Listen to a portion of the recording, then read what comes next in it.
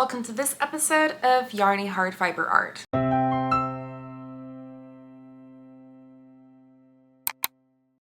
My name is Jess. You can find me on Instagram at yarnyheart, and this is a show where I talk about all the yarny things that I've been up to. First off, I just want to say thank you so much for all of the love that I got on the previous video. I totally was not expecting it, and I posted in my community tab, but I just recently got back from an extended vacation to Hawaii, and just watching all the comments and everything, all of your feedback pouring in while I was on vacation was really awesome to see. So I just wanted to say once again, thank you so much for all of that. I hope I got to all of your questions. But yeah, so that's also why you haven't heard from me in a little bit. I was MIA, out of town, away from my camera setup or anything, but I do have some updates to share with you. And I'm kind of sitting down to film this kind of quick and dirty. Usually I keep like some show notes in my notebook to kind of refer back to, but I just kind of wanted to get this episode recorded and out there, so I'm going to be doing it on the fly a little bit, so hopefully it'll turn out nice after all the editing and everything, but I'm just kind of shooting from the hip on this one, so just a heads up on that. First off, I do have one surprise finished object. I don't think I've really been talking about this pretty much anywhere, and it kind of happened really all of a sudden, but right before I left for Hawaii, I got selected for the pattern test for Stitches and Burns Dulcinea top, which is this really cute like peplum. So it's still in testing. However, I have finished mine. At the time of shooting this video, I haven't taken pictures yet, but I'm trying to take pictures really soon. So if I get pictures in the next day or so, then I'll throw them up so you can kind of see what it looks like on. And I do have some ends to weave in, so just be mindful of that. It's mostly finished, just with some finishing left to do. But this is the top. So you can see it's really, really cropped, and this is a crochet top. And once again, this pattern is by Stitches and Burn. I believe the testing period is going to end on the 27th or 28th, and so I believe the pattern is probably going to be out like either at the end of the month or the beginning of next month, but this is my pattern test for it. And so it's really, really pretty. The main feature here is that it has these heart cutouts right here, and so when I have it on, it'll be about there, and it's kind of meant to fit kind of tube top-y, and then have a peplum here at the bottom. I did have to make some modifications from the written pattern, and I'm not sure yet if my specific notes and modifications are going to make it into the final pattern or not, but I used to be a lingerie fitter before I moved into my current like full-time job and before COVID. But the classification that I would have in terms of bust sizes and proportions is what we would call petite full bust, which basically means that you have a small band size, like where your rib cage is, but then you have a very like proportionately large cup size. And so that kind of makes it interesting for me to make fitted garments such as this one, where I have to kind of accommodate for the large difference between my overbust and my underbust. And so when I made this, you're supposed to foundation chain to fit your underbust. However, if I did that, then that wouldn't fit my overbust. And so I had to make some modifications. So I did a foundation chain to match my overbust, but then I did some more decreases to make it more fitted after this top bodice part. But I think it's really cute. And so, yeah. So basically the pattern is for the tube top and then the bottom peplum part and the crochet heart cutouts. And then pretty much any embellishments after that is up to the maker's discretion. So a lot of people added straps. I also ended up adding straps just for a little more stability. And these were just a very simple like crochet chain held together.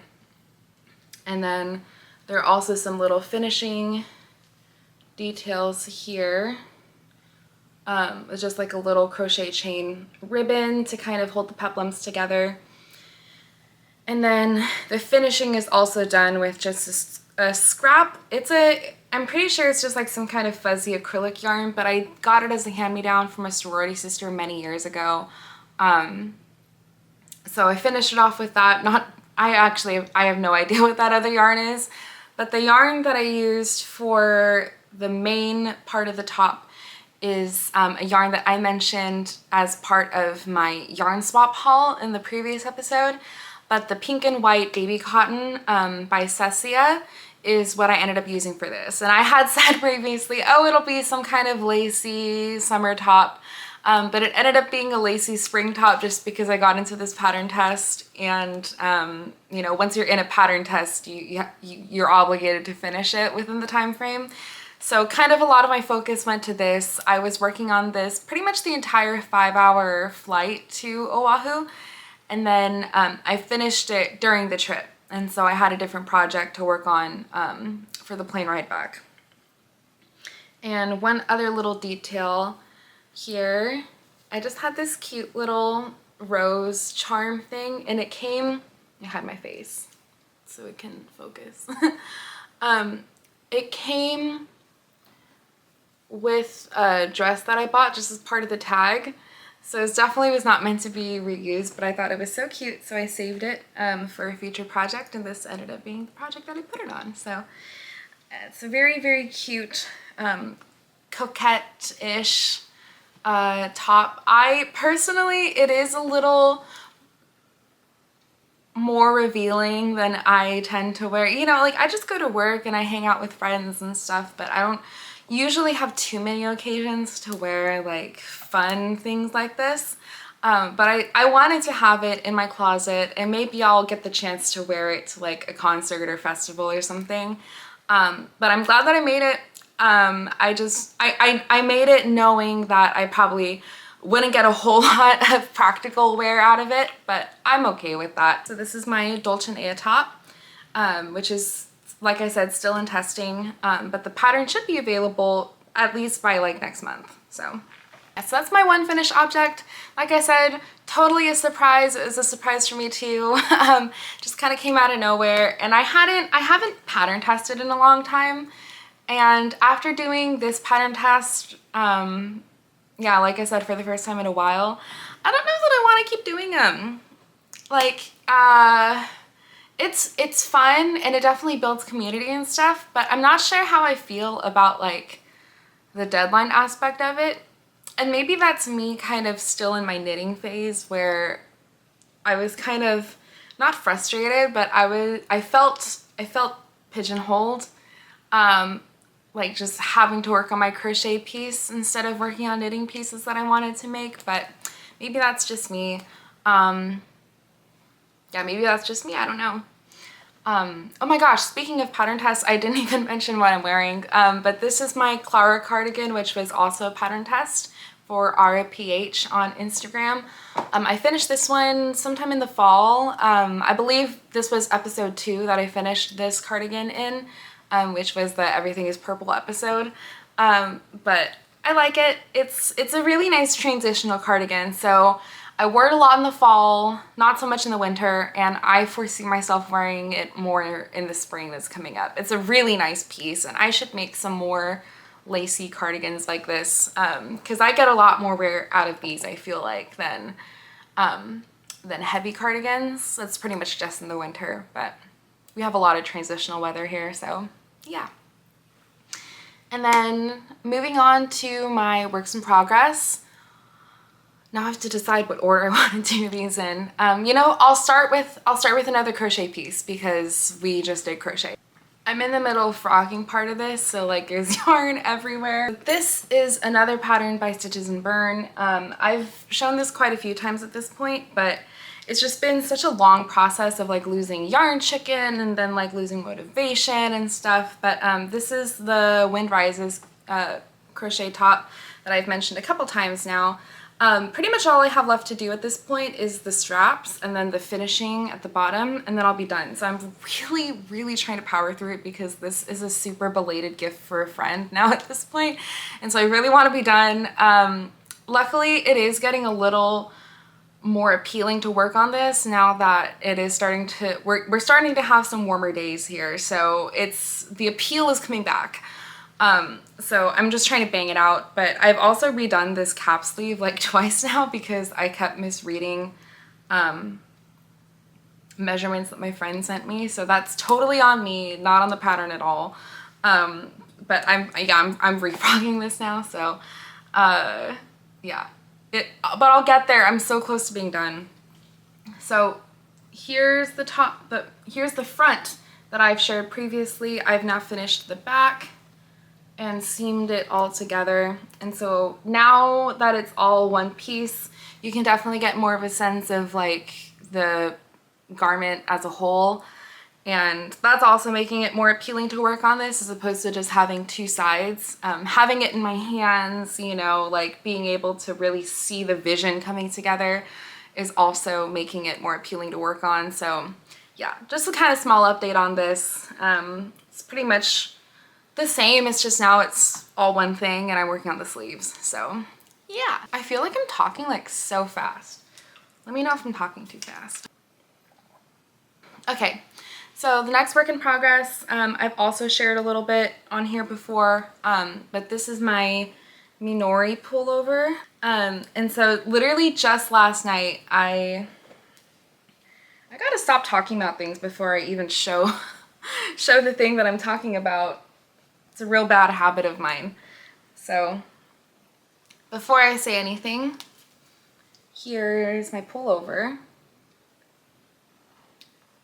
So as you can see, it's totally in the vest stage. It's totally in the vest stage right now. I literally just seamed up the shoulders last night, like at midnight, and then I couldn't put it down. Like even though it was past midnight, I was like, I want to keep working on it, especially because like I said, it's starting to heat up and I'm not ready to let go of my winter knits yet. Like I'm just not ready. I so wish sweater weather lasted longer than it did. And I feel like I'm running out of time to finish it. I do see some cooler days coming up, but I also see a lot of warmer days. We're definitely in spring. We are in spring right now.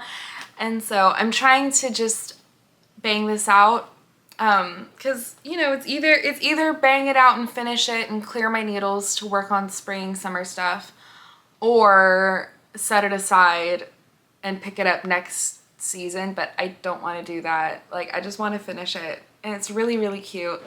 So yeah, last night I couldn't put it down, so I picked up for the collar and have been knitting a little bit on the collar. So the collar is just 1x1 twisted rib for 4 inches total, and then you can either bind it off for a turtleneck, which I don't want to do, or you can bind it off and then fold it over and sew it for like a double collar, which is what I am gonna do.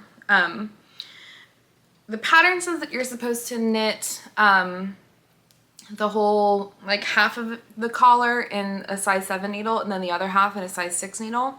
And I picked up the collar stitches with a size 7 needle, but then I realized that my size 7 needle was like too big for the collar, but also too small to do magic loop for the collar. So I was like, you know what, it's just the collar. It shouldn't make that big of a difference. So I'm just knitting the whole thing in the size 6. But I mean, that's nice because it's the collar and it's like the finishing edge. So if anything, I would prefer a smaller needle over a bigger one anyway. That being said, like I don't know, like what is that? But like my gauge, okay, let me take that back. I know what is up and it's my fault. I didn't swatch. I know, I'm a bad knitter. I didn't swatch. But you know, I just genuinely thought it would be fine. And so, you know, I'll try this on in a second for you guys, but yeah, I didn't gauge swatch, and I feel like the couple times that I've tried it on, and granted, I've been trying it on like over my bulky pajama shirt, so my mileage may vary, but I just feel like there's not as much positive ease as I was expecting or I had wanted. And I'm such an idiot. I did measure my gauge like partway through knitting it, and I was smaller than the intended gauge, or I was smaller than gauge. I was tighter than gauge. And I was like, uh-oh. But I was also like, I'm gonna just keep knitting and hopefully it'll be fine.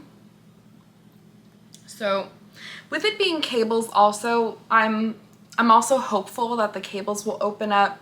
I'm hopeful also that, because it's kind of supposed to be a little bit of like a drop shoulder sleeve type situation.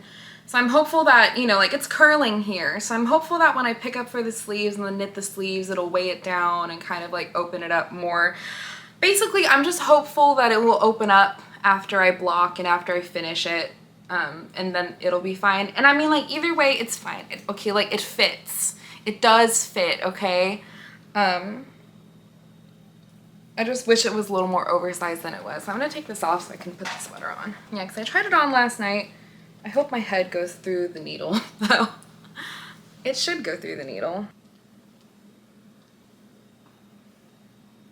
We didn't lose any stitches, we're fine. The Bay Area yarn crawl is this weekend. Store starts this weekend. And I should pick up some point protectors while I'm there. Okay, so you see what I mean? It's like, because I was not promised. I messed up because I didn't swatch, but I was told that for knitting this size, it was gonna be about 9 inches with positive ease. You see, I'm definitely not getting that. I'm definitely not getting that. But like I said, I think that's kind of on me. I think that's my fault. Like, I think,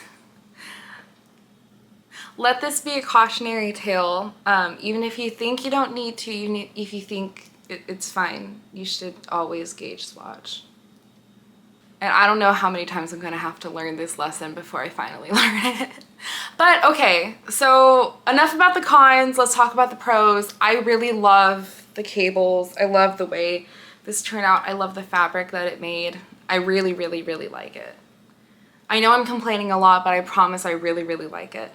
And like I said, you know, I'm just hopeful that maybe when I pick up the sleeves and knit the sleeves, it'll weigh down, it'll open up a little bit. But it is nice. I will say I did get kind of lazy on the cables, and I do have quite a few mistake spots, but I don't think it's anything that I'm too concerned about because, and I mean, like, I'm the one wearing it, right? I don't think I'm too concerned about some of the mistakes I made because I think they're not really that noticeable to the untrained eye. Even to the trained eye, you'd really have to look. There's just so much going on here that you would really have to be like staring at me from like a distance of 2 inches in order to like really see that there's anything wrong. And then Taylor Earl from Wool Needles Hands said something in a recent episode that I think I'm going to add to my vocabulary permanently, but because she was talking about doing some technique that takes a while. Oh, she was talking about helical knitting. She was talking about helical knitting for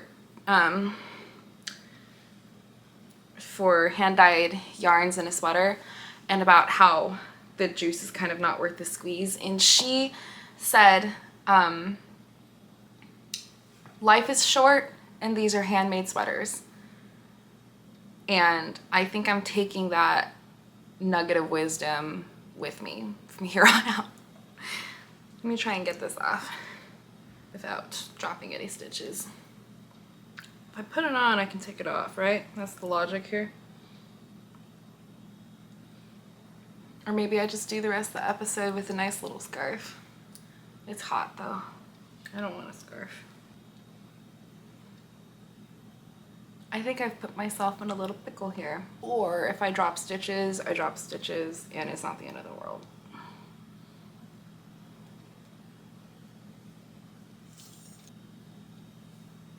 Okay, I dropped a hair clip, but I didn't drop any stitches, so I call that a success, I think. Yeah, admittedly, Not the smartest idea I've had to pick up the collar before filming this episode.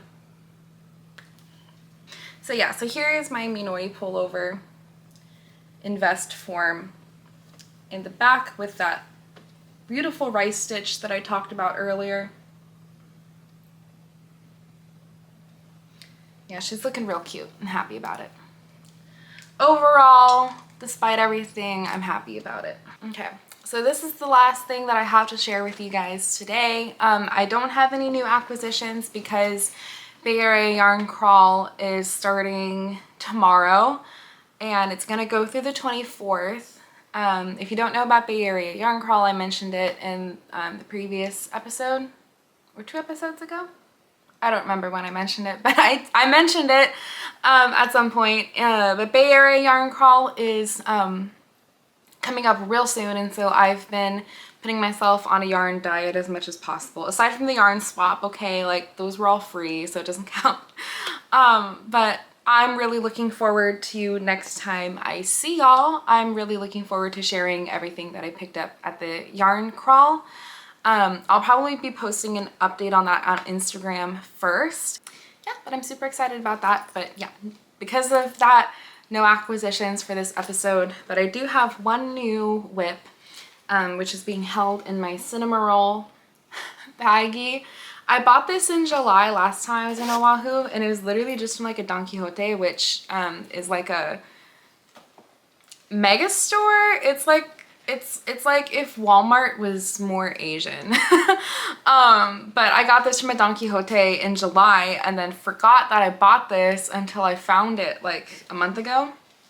Anyway, so last episode I talked about how I was feeling my sock mojo coming back and I wanted to make some socks. So I casted on some socks and I have one complete already. It's really lumpy and bumpy because it hasn't been blocked yet, but it's a nice little ankle sock. Yeah, just a nice little ankle sock, and it has a lace pattern here.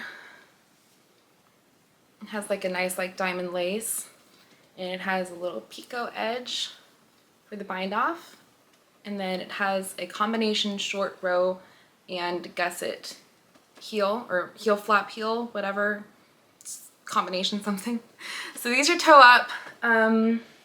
Forget the pattern name. The pattern is free. I'm gonna be honest, it's not very good. It's not my favorite pattern. Yeah, it's just not my favorite. And I completely get it. Like the pattern on Ravelry, the description, I think she even says, you know, like this is a free pattern, but in exchange for it being a free pattern, like just figure out your own problems. And I'm okay, that's fair, you know. Library, but yeah, basically she's like, you know, I'm making this pattern for free and it's pretty much just the pattern that I used to make socks, so in exchange for it being free, just do your own troubleshooting, and I think that's pretty fair. So the pattern is called Mousches, M-O-U-C-H-E-S, by Suzanne Reese, and yeah, so it's free. I believe it was originally in German and then it was translated into English. That's an additional, like, you know, there's some translation issues. The chart is not the best.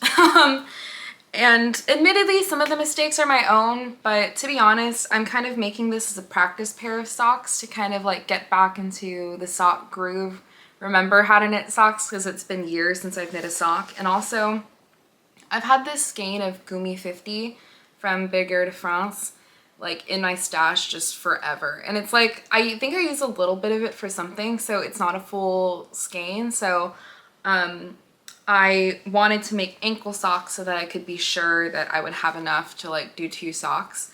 And aside from that, I'm also using some Barocco, whatever their fingering wool is, but I had some of this too that kind of fit in the color scheme of the Gumi, and so I'm using that for the toe cap. And then I consider doing it for the heel too, but the way the heel is made, it's kind of hard to do a very distinct color change on there, So I decided to instead just use it for the picot edge bind off. I gotta sneeze. Yeah, bless me, it's definitely spring. Just made a simple pair of socks, and like I said, because the I'm really sorry, Suzanne, but yeah, the pattern is not the greatest, so I definitely have mistakes in here. And like there are a couple places where I have like little mistakes in the lace pattern, but they're just for me, and I'm kind of like, they're just for me. They're mostly for practice, so I'm not super concerned about getting everything exactly right. Yeah, it's just some simple socks, but I think they're super cute. I've been wanting to use up this yarn for a while, and I think this is a great use for it. I'm happy with the way it's being used up, so there's that. Yeah, so I'm not doing these magic loop. I'm doing them with my brand new, or not brand new, they're definitely used, but the new acquisition to me from the yarn swap, these size 1 9mm shorties. I'm having a lot of fun with them. I think this is going to be my preferred way to knit socks. I've always been a cuff down girly, but these are toe up, and a lot of the sock patterns that I'm seeing nowadays are also toe up using Judy's Magic Cast On. And so I'm learning how to do toe up better, but it's been really fiddly for me because I don't have any size 1 needles that are long enough for magic loop anyway. And like I've mentioned before, I kind of hate magic loop.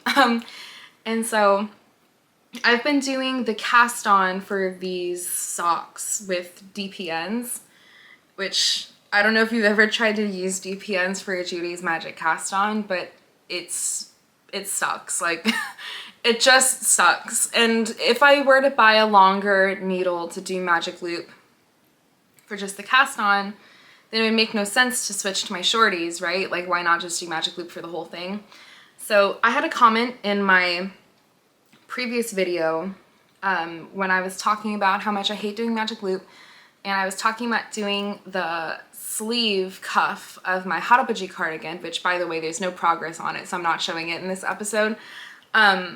But I was talking about how much I hate doing magic loop, and someone in the comments talked about the possibility of using 2 needles, like just like 2 circular needles to do magic loop, so that you're not like fiddling with one long one, which is the part of magic loop that I don't like. And so I thought that was genius. I don't know if I'm going to do that for the Harabaji cardigan because I do eventually want to learn magic loop or learn how to do it better.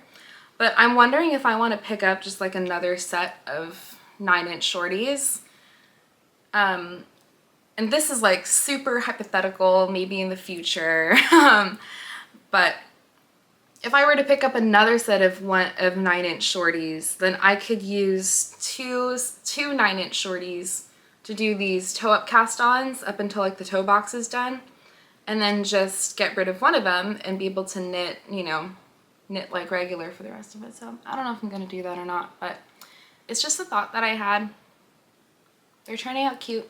And one nice thing about these socks too is, you know, I work like in a corporate office, and so people aren't hovering over my cubicle all the time.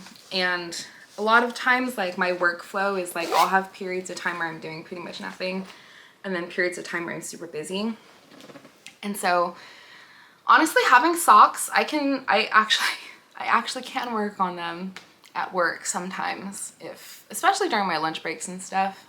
So I think it'll be good, and this is such a great size bag to just like carry around with me places. So I think I do just want to keep on knitting more socks, especially now that I have like a lot of sock yarn to work with. Yeah, so I want to make more socks. Yeah, that's all I have for you guys this episode. I hope it ends up at least a little bit shorter than usual, at the very least, but yeah, that's all I got. I'm definitely anticipating I'll have a lot more to share with you next time after the yarn swap, and after some of these projects are done, maybe I'll have some more spring summer cast-ons going on. But yeah, that's it for now. So thank you so much for watching to the end of this video. If you like what I'm doing here, please give this video a like, consider subscribing to my channel, and you can always follow me on Instagram at yarnyheart for more updates. Until next time, take care, and I'll see you soon. Bye!